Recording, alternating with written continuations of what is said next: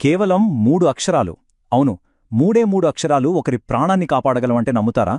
Stroke వచ్చినప్పుడు నిజంగా ప్రతి క్షణం, ప్రతి సెకండు చాలా విలువైనది. మరి అలాంటి అత్యవసర పరిస్థితుల్లో ఏం చేయాలో చెప్పే ఒక సింపుల్ టెక్నిక్ ఉంది. దాని గురించే మనం ఈరోజు వివరంగా తెలుసుకోబోతున్నాం. సరే, ముందుగా ఒక కథతో మొదలు పెడదాం.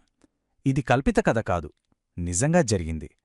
మనలో ఎవరైనా సరే చాలా తేలిగ్గా చేసే ఒక చిన్న పొరపాటు ఎంత పెద్ద విషాదానికి దారితీస్తుందో ఈ కథ మన కళ్లకు కట్టినట్టు చూపిస్తుంది. ఇది మనందరికీ ఒక హెచ్చరిక అనుకోవచ్చు. ఓకే, ఊహించుకోండి. ఒక పెద్ద పార్టీ జరుగుతోంది. పాత స్నేహితులందరూ కలుసుకున్నారు. అంతా నవ్వులు, పలకరింపులతో చాలా సందడిగా ఉంది. అంతా బాగుందనుకుంటున్న టైంలో అకస్మాత్తుగా ఒక మహిళ తూలి కింద పడిపోయింది. ఒక్కసారిగా అందరూ షాకయ్యారు. అక్కడి సంతోషమంతా మాయమైపోయింది. వెంటనే ఆమె స్నేహితులందరూ పరిగెత్తుకుంటూ వచ్చారు. ఏమైంది, హాస్పిటల్కి వెళ్దామా అని అడిగారు. కాని ఆమె, అయ్యో ఏమీ పర్వాలేదు, నేను బాగానే ఉన్నాను అని చెప్పి ఆ విషయాన్ని చాలా తేలిగ్గా తీసుకుంది. చూడండి, చాలా సందర్భాల్లో మనం చేసే పొరపాటు ఇదే.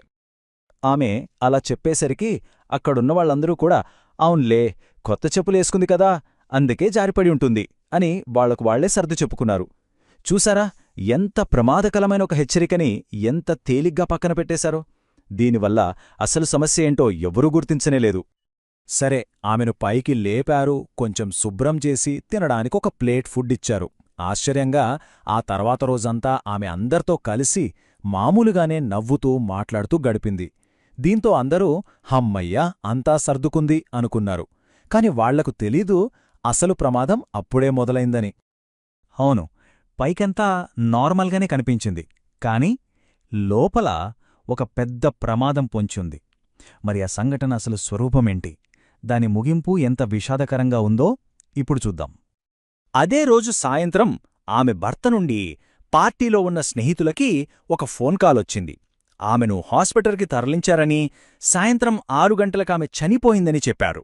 అందరూ నిర్ఘంతపోయారు. పార్టీలో జరిగిన ఆ చిన్న సంఘటనే ఆమె ప్రాణాల్ని తీస్తుందని వాళ్ళు కలలో కూడా ఊహించలేదు. అసలు ఏం జరిగిందంటే, ఆ పార్టీలోనే ఆమెకు స్ట్రోక్ వచ్చింది. ఆ కింద పడిపోవడం అనేది స్ట్రోక్ యొక్క మొదటి లక్షణం. కాని అక్కడున్న వాళ్లలో ఒక్కరు కూడా దాన్ని గుర్తించలేకపోయారు. అన్నిటికన్నా బాధాకరమైన విషయం ఏంటంటే, ఒకవేళ ఆ సంకేతాలను వాళ్ళు కరెక్ట్ టైంలో గుర్తించుంటే ఆమె ప్రాణాలను బహుశా కాపాడి ఉండేవారేమో. ఇప్పుడు మనందరి మదిలో మెదిలే ప్రశ్న ఇదే: ఆమె ప్రాణాలను నిజంగా కాపాడగలిగే అవకాశం ఉండేదా? దీనికి సమాధానం ఖచ్చితంగా ఉండేది. మరి ఆ అవకాశమేంటి? ఈ కథ నుండి మనం నేర్చుకోవాల్సిన ఆ పరిష్కారమేంటో ఇప్పుడు తెలుసుకుందాం. చూడండి, న్యూరోసర్జన్లు ఏం చెప్తారంటే, స్ట్రోక్ వచ్చిన తర్వాత మొదటి 3 గంటల సమయం చాలా చాలా కీలకం. దాన్ని గోల్డెన్ అవర్స్ అని కూడా అంటారు. ఎందుకంటే ఈ సమయంలో గనక ట్రీట్మెంట్ అందిస్తే బ్రెయిన్కి జరిగే డ్యామేజ్ని చాలా వరకు తగ్గించొచ్చు. పేషెంట్ పూర్తిగా కోలుకునే అవకాశాలు కూడా చాలా ఎక్కువగా ఉంటాయి. అందుకే స్ట్రోక్ని ఎంత త్వరగా గుర్తిస్తే అంత మంచిది. సరే, స్ట్రోక్ని త్వరగా గుర్తించడం ముఖ్యమంటున్నాం, కానీ ఎలా గుర్తించాలి? దానికోసమే ఒక చాలా సింపుల్ టెక్నిక్ ఉంది. ఎవరైనా సరే చాలా తేలిగ్గా గుర్తుపెట్టుకోవచ్చు. అదే STR పద్ధతి.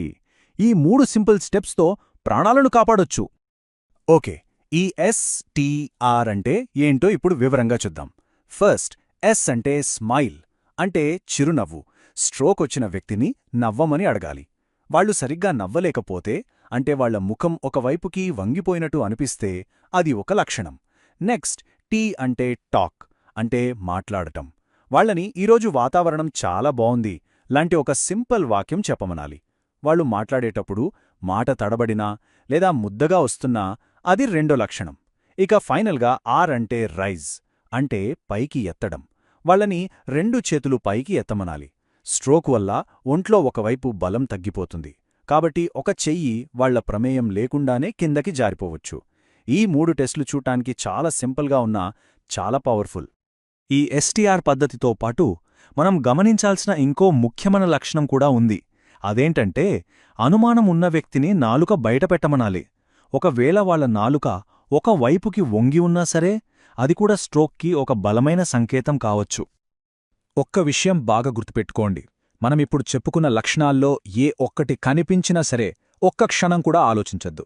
వెంటనే అంబులెన్స్కి ఫోన్ చెయ్యాలి.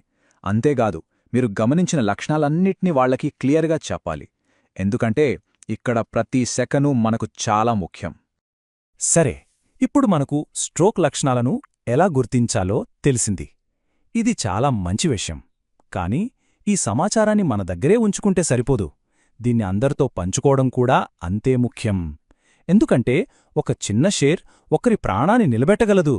అదెలాగో ఇప్పుడు చూద్దాం. ఒక ఫేమస్ కార్డియాలజిస్ట్ ఒక మాట చెప్పారు. అదేంటంటే, ఈ సమాచారాన్ని మీరు కనీసం ఒక 10 మందికి ఫార్వర్డ్ చేస్తే దానివల్ల ఒక్క ప్రాణాన్ని అయినా కాపాడగలుగుతారు అని. ఒక్కసారి ఆలోచించండి.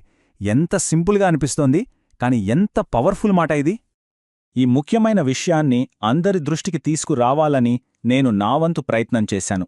ఇప్పుడు దీన్ని మరింతమందికి, ముఖ్యంగా మీ కుటుంబ సభ్యులకి, స్నేహితులకి చేరవేయాల్సిన బాధ్యత మనందరిపైనా ఉంది.